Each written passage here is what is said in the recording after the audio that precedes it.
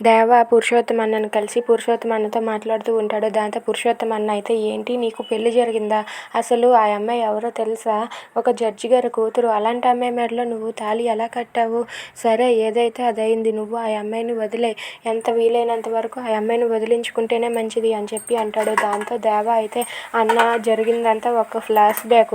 దాని గురించి చెప్పి మళ్ళీ నిన్ను నేను ఇబ్బంది పెట్టలేను. జరిగిందేదో జరిగింది. ఆ అమ్మాయి గురించి వదిలే. ఆ అమ్మాయిని నేను ఇప్పటికీ కూడా భార్యగా అంగీకరించటం లేదు.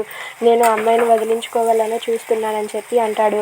సరేలే, వచ్చే ఎలక్షన్లో మనకి ఎమ్మెల్యే సీటు ఖచ్చితంగా రావాలి. దానికోసం నేను అన్ని ఏర్పాట్లు చేస్తున్నాను. ఇదిగో ఈ దస్తావేజులు నీకు ఇస్తున్నాను. ఇవి నువ్వు ఎక్కడ దాస్తావో భద్రంగా దాయు అని చెప్పి కొన్ని దస్తావేజులు ఇస్తాడు. దాంతో దేవ అయితే, సరే అన్న, ఇవి మా ఇంట్లో అయితే ఒక లాకర్లో పెట్టినట్టు ఉంటాయి. మా ఇంట్లోనే పెడతాను.